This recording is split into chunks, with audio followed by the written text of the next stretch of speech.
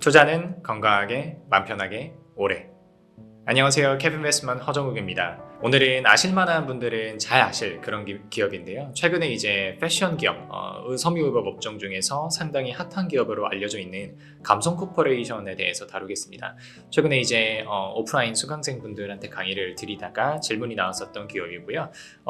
지금 아마 특히 유통 쪽은 지금 전반적으로 다 어렵다는 거는 아마도 다들 체감을 하실 것 같아요. 주가 차원에서도 그렇게 상황이 좋지 않고 실물 경기 차원에서도 그렇게 실적이 좋지 않고 해당 업종에 종사하시는 분들은 저보다도 더 체감을 많이 하실 것이라고 생각이 되는데요. 이렇게 어려운 업종 와중에서도 최근에 굉장히 실적이 잘 나온 회사입니다. 감성코퍼레이션이. 섬유유업 업종이 굉장히 지난번에 제가 말씀도 드렸지만 한섬이나 LF 이런 이제 종합 패션 기업들은 재고 자산이 늘어나면서 굉장히 어려운 상황이다라고 항상 말씀을 드렸었는데 저희가 지금 가장 최근까지 확인할 수 있는 실적은 2023년도 3분기, 그러니까 9월 30일까지 실적을 저희가 찾을 수가 있죠. 그래서 물론 이제 지금 제가 촬영을 하고 있는 1월 중순 기준으로 조금 빠른 기업들은 잠정 실적이 나오고는 있지만 오피셜한 실적 기준으로 감성코퍼레이션의 3분기 실적이 굉장히 좋게 나왔어요. 그래서 왜 좋게 나오느냐를 분석을 하면서 개인 투자자 여러분들께서 아마 그동안의 손익계산서를 단순히 매출 원가, 판매비와 관리비 이런 식으로 분석해서 하셨을 거예요. 그러면서 매출 원가율, 판관 비율 이런 것들을 분석하시면서 사실은 명확한 답이 나오지 않는 그런 분석들을 해오셨을 거라고 생각이 돼서 감성코퍼레이션의 비용 구조 분석을 통해서 이 친구가 왜 영업이익이 잘 나올 수밖에 없었는지, 왜 매출이 늘어날 수밖에 없었는지, 그리고 개인 투자자분들은 감성코퍼레이션뿐만 아니더라도 어떻게 하면은 기업의 손익계산서, 손익구조를 정확하게 분석할 수 있는지를 한번 말씀드려 보겠습니다. 바로 화면으로 한번 가시죠. 네, 지금 화면에 제가 감성코퍼레이션의 3분기 분기보고서 손익계산서를 제가 지금 띄워드렸고요. 맨 위에 이제 누적 기준으로만 제가 한번 말씀드릴게요. 매출액이 1068억, 전년 동기에 651억이었는데 거의 한 300원 늘었으니까 매출 성장률은 거의 50% 정도 잡으시면 될 것 같고요. 총이익 판관비 각각 700억, 500억 제해서 영업이익은 173억 정도 남았습니다. 그러니까 이제 영업이익률 치면은 1000억 팔아서 170억을 남긴 거니까 17%의 달하는 그런 마진을 기록하고 있다. 이렇게 보시면 될 것 같아요. 작년 같은 경우는 651억 팔아서 62억 남겼죠. 그러니까 이제 영업이익률로 치면은 한 10%가 조금 미달하는 수치였다가 올해 이제 굉장히 실적이 좋으면서 1000억 중에 173억, 영업이익률 17% 정도에 해당하는 수치를 기록한 굉장히 대단한 수치라고 볼 수 있어요. 사실 그냥 일반 경기 상태의 일반적인 제조업이라고 하더라도 영업이익률 17%를 찍는 것은 굉장히 어려운 일이에요. 그런데 가뜩이나 어렵다고 하는 유통, 그 중에서도 패션 쪽에서 영업이익률을 17%를 낼 수 있다는 것은 그만큼 지금 감성코퍼레이션의 실적 흐름이 나쁘지 않다. 굉장히 좋은 상태다라는 것을 아실 수 있는 대목이고요. 아마 평소에는 이렇게들 하셨을 거예요. 그냥 매출 원가가 몇 퍼센트 차지하냐. 작년 같은 경우에는 651억 중에 250억이 매출 원가였는데 올해는 1000억 팔고 352억밖에 안 썼으니까 원가율이 그냥 굉장히 많이 개선이 됐다. 그리고 판관비는 성장하는 기업에는 조금 늘었다. 요 정도만 분석을 하셨을 거라고 생각을 해요. 물론 이렇게까지 숫자를 끌고 들어오시는 것조차도 안 하시는 분들이 너무나 많아서 이 정도로 하시는 것도 굉장히 대단하다, 대견하다 이렇게 말씀드릴 수 있겠는데 여기서 저희가 조금 더 욕심을 내서 향후 기업의 영업이익을 정확하게 추정하기 위해서는 어떤 작업들을 할 수 있는지 한번 살펴보겠습니다. 제가 지금 주석에서 찾을 수 있는 이 기업의 손익구조와 관련된 데이터를 두 가지를 가지고 왔어요. 첫 번째 보시면은 왼쪽에 비용의 성격별 분류라는 게 있고요. 오른쪽에 판매비와 관리비 내역이 여기 이제 이렇게 지금 되어 있습니다.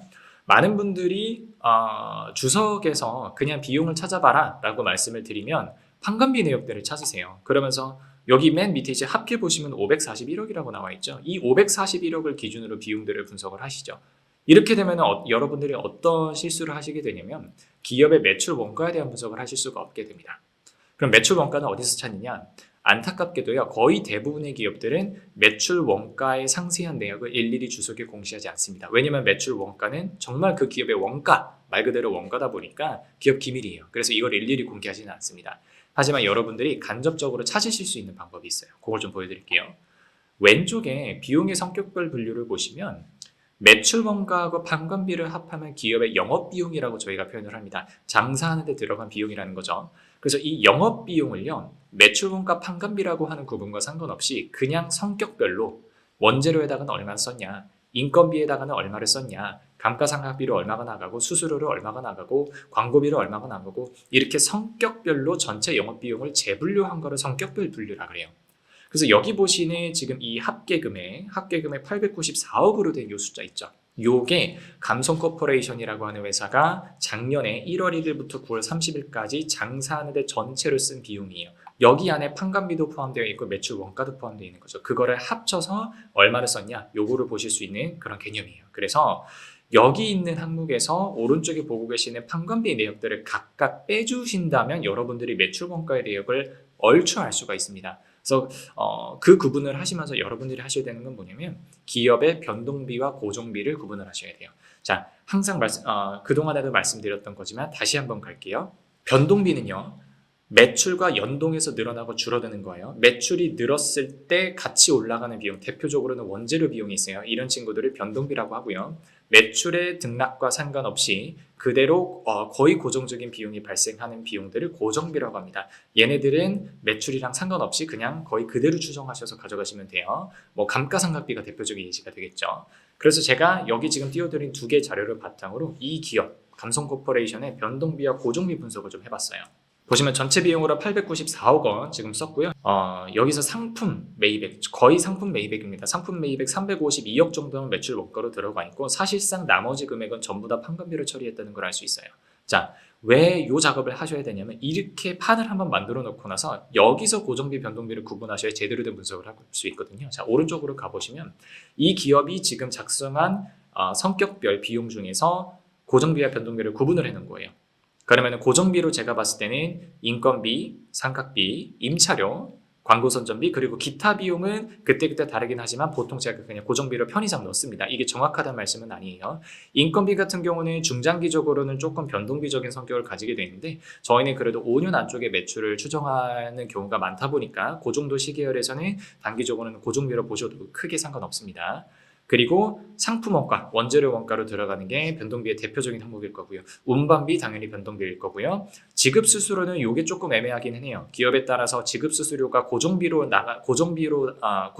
나가는 항목이 큰 기업도 있을 거고 매출에 대해서 어떤 로열티 같은 거를 지급을 해야 되는 경우는 지급 수수료로 잡힐 텐데 이 기업은 패션 기업이니까 모르긴 몰라도 지급 수수료는 변동비로 그냥 보는 게 어떨까라고 생각을 했어요. 혹시 감성코퍼레이션의 이 지급 수수료 내역에 대해서 더 자세하게 아시는 분들은 따로 말씀 주시면 반영을 하도록 하겠습니다. 판매 수수료도 당연히 판매하는 데 들어가는 수수료니까 유통업계, 유통 채널에 들어가는 피가 되겠죠. 여기도 변동비라고 보실 수 있어요. 그러면 지금부터 뭘 하시면 되냐면 자, 변동비는 어떻게 분석하시냐면 3분기 기준으로 매출이 1,000억이 나왔어요. 그래서 상품 원재료, 운반비, 지급수수료, 판매 수수료를 쭉 합하니까 700억 정도 나옵니다. 그럼 매출에 비해서 변동비가 한 66.8%는 든다는 얘기죠. 3분기 기준으로요. 그러면 변동비율이 한 66.8% 정도 된다는 겁니다. 즉 감성코퍼레이션이 앞으로 더 성장한다라는 가정을 하면 매출이 1,068억뿐만 아니라 계속해서 증가하겠죠. 그리고 2,000억이 되고 3,000억이 되고 하는 그 과정 중에서 항상 66.8% 정도는 변동비가 탈 것이다. 그래서 나머지 33.2%가 변동비를 제외한 이익으로 남을 것이다.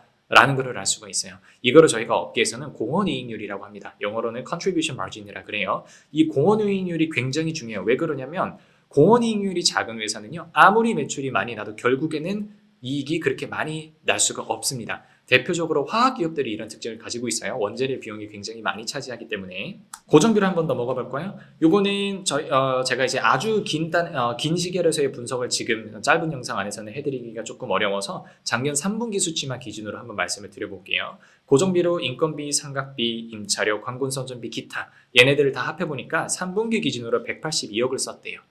그럼 9달 동안 182억을 썼으니까 대충 12달 연휴라를 해보면 대충 합해서 243억 정도 썼다라고 가정을 해볼 수가 있거든요. 요거는 추정치입니다. 항상 요거를 감안하시고 움직여주세요. 요게 절대 이렇게 나온다는 얘기가 아닙니다.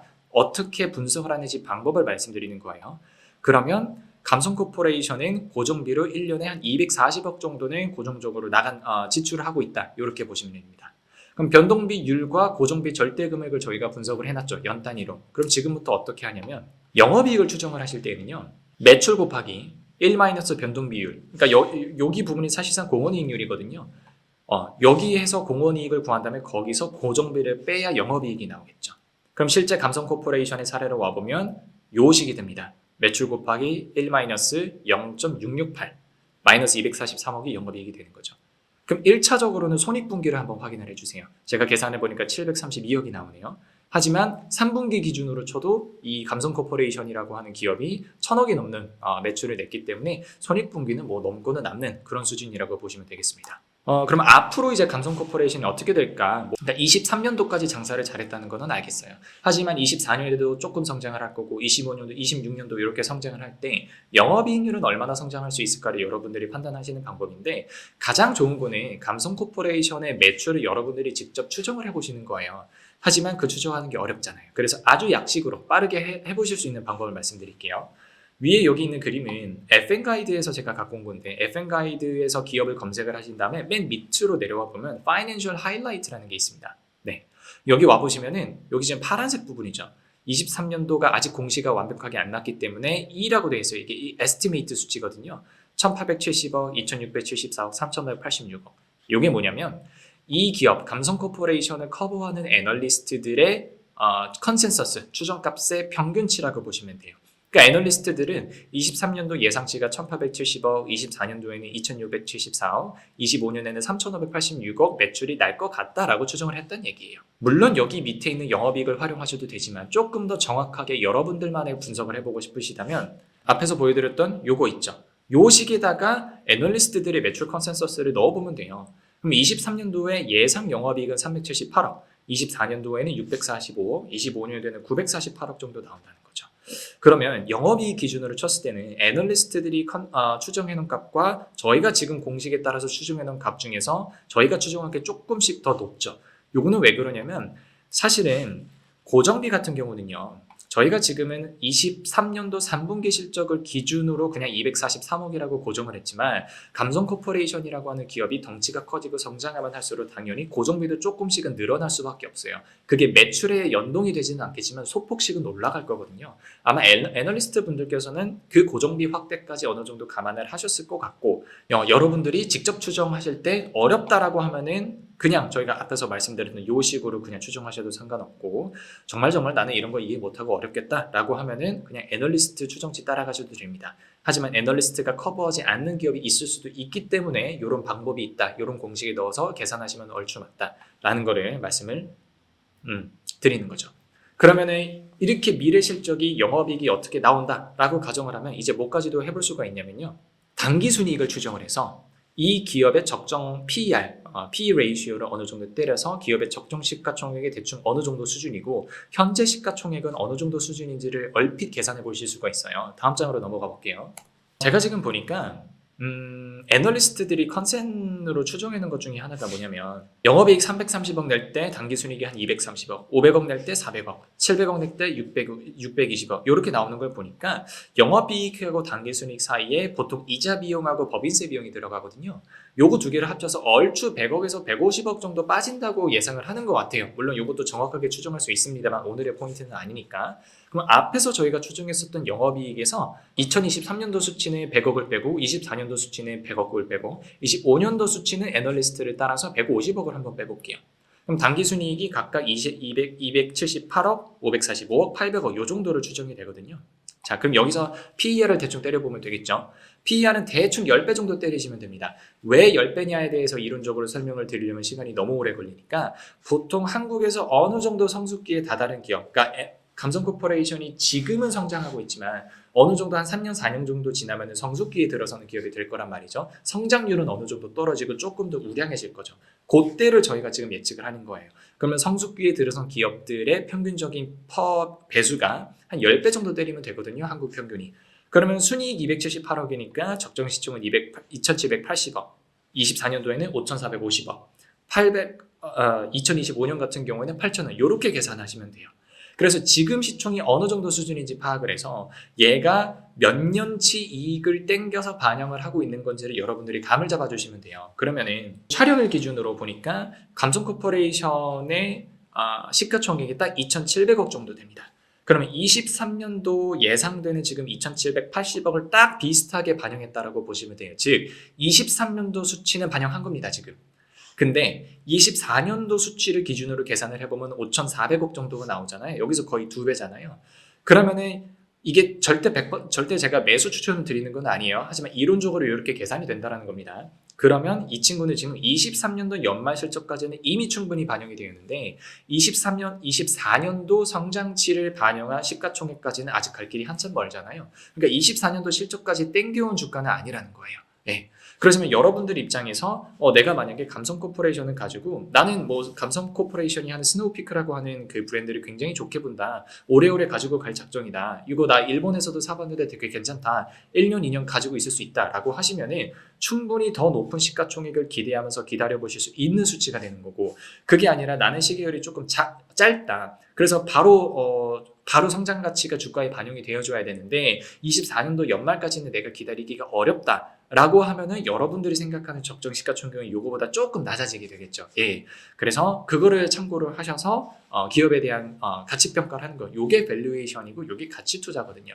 방금 전까지 했었던 작업을 정리를 드려보면 감성코퍼레이션의 변동비와 고정비 분석을 통해서 향후 이 영업이익을 추정해 볼 수 있는 식을 만들었고, 애널리스트들이 추정해 놓은 매출액에 따라서 영업이익이 이렇게 나올 수 있다. 그렇게 해서 단기 순이익은 요 정도로 나올 수 있을 것 같은데 PER 배수 10배 정도를 때리면 시가총액은 이렇게 나올 수 있고, 그러다 보니까 지금 주가는 어느 정도 수준이다를 파악하실 수 있다는 거, 이렇게 보여드렸습니다.